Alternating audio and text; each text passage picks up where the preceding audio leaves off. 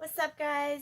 I am starting a DreamLog on YouTube where I record my dreams and keep track of them. So, I used to write them down, and I had some really memorable ones, and I want to start my DreamLog series with those. Well, the first one is going to be one that I only have in my memory, that I actually didn't write it down, but I should have, because there's probably parts that I missed. But it was so impactful that I really want to put it in my dream log here on my channel. So and this is mostly, I'm doing this mostly for me and really anyone who's interested in hearing about interesting dreams. But here's my kitty. I like her chin because it's half black and half white, right down the middle. Oh, anyways, so one reason why it's good to keep track of your dreams. When I started keeping track of my dreams, I was able to go back and look at them and realize how I changed spiritually and how things happened in my life because of each dream. I've actually had a couple of prophetic dreams where I dreamt of something and then later on it actually happened. I've actually shared a dream with a person before, and the next day we both told each other about the same dream that we had in the dream. And even in that dream, I told that person, "You don't know this, but you're dreaming." I told them that in the dream. So anyway, it's just really important to keep track of dreams. And this is the first entry into my dream log, and this takes place, so today it's May 11th, 2019, and this dream takes place about 2.5 years ago, and this is my Dracula dream. And so what happened was, everybody knows about that movie, Bram Stoker's Dracula. And I had seen that movie for the first time, I think it was maybe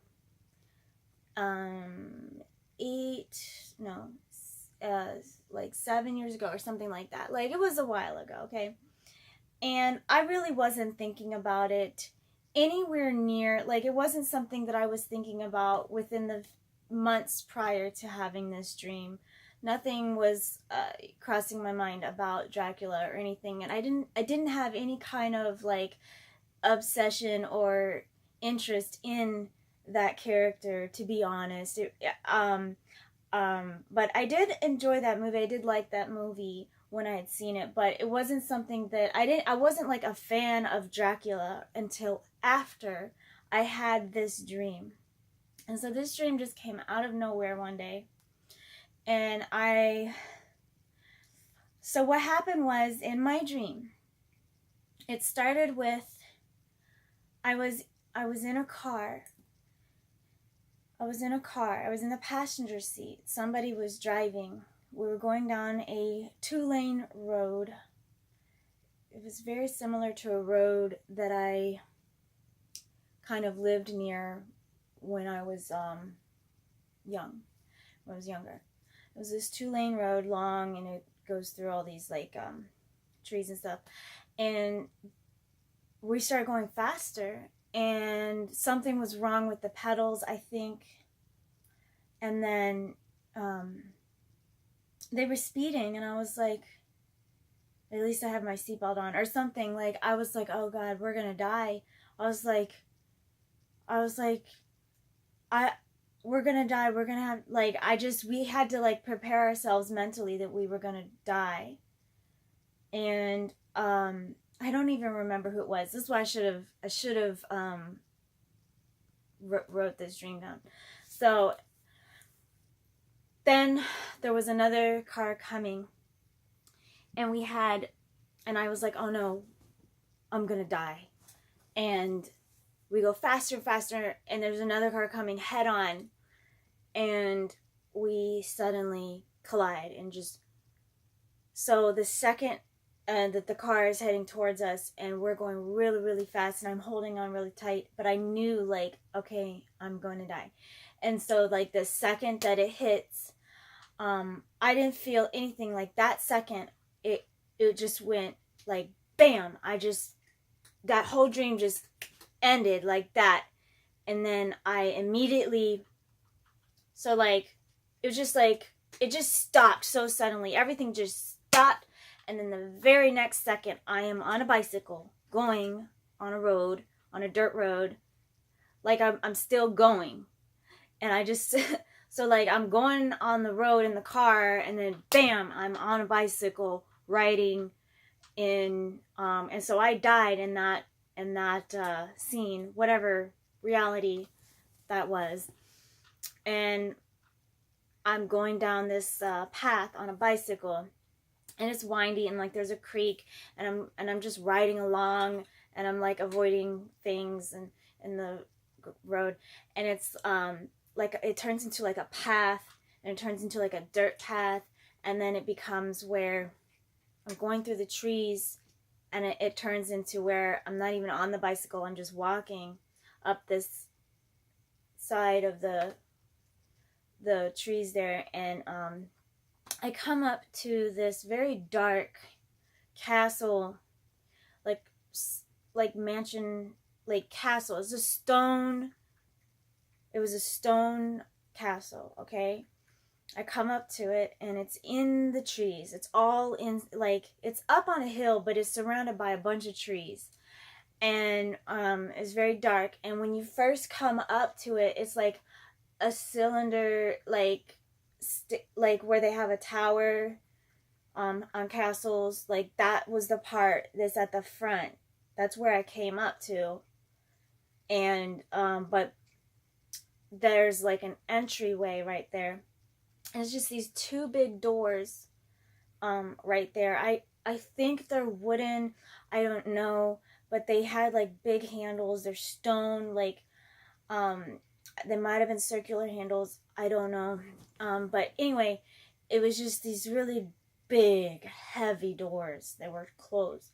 And the entryway was just, I mean, like, you just come up to it, like, right there at the bottom, like, right next to the tower. It's just, like, there's not, like, a long, like, sidewalk or anything like that. You just go up a couple steps, like, it's right there. And I didn't know what it was. I didn't know why I was going there. But, so I open the door, and I walk in. I open the door, and it's like, and, like, it, and then it shuts behind me, like, really loud. Kind of like if you ever saw Beauty and the Beast, the original classic, and it just, like, it was like that. It's like walking into there. And I was, like, scared, I think. No, I was scared. And I think I walked up, I turned right and walked up the staircase, and I went up to, like, the second level. And it's like dark and damp in there. It was, like, icky in there. It was, like, scary in there. And I go up there, and I'm in there. It's, like, dark. Maybe there's, like, some light coming from another side of the room, because I can see, maybe it was, like, candlelight or something, but it's, like, really old, okay? I'm in a really old castle that's really dark, and I'm scared. And I see a figure across, I'm peeking from behind the hall, the room, like, there's a corner. So I'm peeking from behind a corner, and I see a figure standing across the room, and it's in a cloak. He's got a hood, a big hood, and just a big robe on. There's just the hood is so big you can't see his face. And it's just somebody like that. And that somebody is, I believe, was like speaking to another cloaked person, and it was very secretive, and they didn't know I was there. And I forget how they found out I was there. But anyway, so what happens was, I'm like, who is that? I'm looking at it and I'm thinking, who is that? And I'm scared. And then he walks over, and I don't remember when this happens, but I do remember that he turns around, he takes down his hood, and it's Dracula from the movie, the way he looks in the movie, in Bram Stoker's Dracula, with his pale face and his hair all up like that. And and he's just staring right at me, and I'm scared. I don't say anything. I'm scared. And he says, so he's standing like in front of me, and I'm just standing there. I walked into his castle. Obviously, at that point, I knew I was in his castle. And he looks at me and he says, he either says, I have a gift, or I have something for you. He says, I have something for you. And he opens his arm out with the big sleeve. He opens his arm out, and he turns away to reveal what it was. And just a little backstory. I love to play the piano. I've played it my whole life. I'm not really good at reading the notes. I'm actually really good at playing by ear and making my own tunes. And I'm very good at freestyling on the piano, something I've done since I was little. And it's just a passion of mine. So, I'm scared. I don't know what he has for me. He says, I have something for you. I think that's what he said. And he opens his arm, and he steps aside to reveal what it is. And he goes like that, and behind him was the most beautiful piano I had ever seen in my life. And it was it was a piano that looked so different than any piano looks, okay? It was so like futuristic looking. It was like transparent. It was like made out of glass, okay? And when I walked up to it, like when I pressed the keys, see, at that moment, when I saw this piano, my heart immediately knew that he was not dangerous, that he was not going to hurt me, that I shouldn't be afraid of him. I was afraid of him until he revealed that he had a gift for me. And as soon as I saw the gift, my heart just dropped. Like there's no words. I just couldn't believe it. He had this gift for me. And the piano, the keys, when you pressed the keys, they not only would make a sound, but they would make a color. And the color would like shine all through the back of the piano, and so like it was like a glass piano. It was like transparent, and it made sounds and colors and vibrations, like you could feel it. And it was just weird. It was like some futuristic piano that doesn't exist. And he gave that to me, and I was so grateful, and I don't remember what happened after that, but I just knew that I was so thankful that someone I thought I might have been scared of was actually very loving and kind to me and gave me a gift. Right after I went through a horrible death, you know, like I died in a car accident, immediately went through this path, went into this castle, didn't know who it was, didn't know who was in the cloak. When he reveals himself, it's Dracula. Then I'm scared, I'm not sure what he's gonna do to me. And then next thing you know, he's revealing a gift, the most beautiful gift, something no one's ever given me anything that beautiful in my life, in this life. So I'm just like, wow, this is amazing. And then the next thing I remember is, I think it's later, and I'm in the castle still, and I'm in the top of one of these towers, or I'm in the side where there's like a window where I can see out of, and it's raining, and it's gloomy. It's raining outside, and it's like gray clouds, and he's leaving the castle in a carriage, horse and buggy, with someone, like someone's riding, and someone's the driver and he's not, and he's leaving down this driveway that goes down, but it was like a black driveway. It almost looked like it was paved, and I think somebody was wearing rain boots. I don't know. That's not important. And then I remember standing there at the window looking out and knowing that I'm not allowed to leave. Like knowing that I can't leave the inside of the castle. That I remember watching him leave and knowing that I can't leave.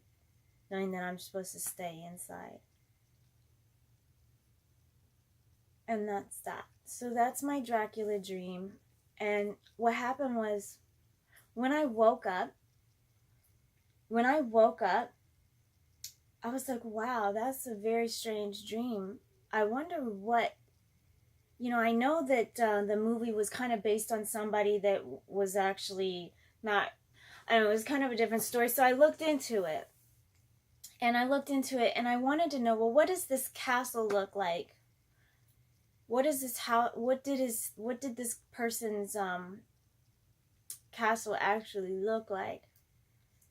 And they show two different houses, but it's funny because both of them kind of made me feel like it was part of the one in my dream. Like the opening in the front, when they walk up to the doors, in this video that I saw after my dream, they walk up to the front and the opening is like made out of stone. It's like in the city, it's like in the village. That is kind of what it looked like that's what it looked like walking into the one in my dream. But then when they showed the castle that he actually stayed in, like way up on a mountain, like way out on a mountain, where like to like, so that, because there were a lot of like enemies that there was a lot of war going on. That one actually is what it looked like, and when I was going through the woods to go up to it, and it was like built out of stone, just like that one. So I don't know, like after that dream, I just was like, how could I dream about something like that and not even know about it until like afterwards? And then, so after that dream, I started really looking into who he was and who this character was based off of. And I became a little more interested intrigued in this person because I never was before. And now I am, because of that dream, because I had a dream about it. I had a dream about him, and he gave me the best gift anyone could ever give me. And I mean, like, that's piano is like something I love I love it a lot, and it's like who I am. And then, so like, for someone to give me a piano that doesn't even exist in this reality because it's so beautiful and so like advanced. I mean, it plays colors. It just made me feel really special. So I know it's a dream, But I just wanted to keep a log of it. I wanted to remember it, and that one day I can look back on this and remember that I had such an amazing dream. So thanks for listening to me, and hope you guys have a great day or a good night. Bye.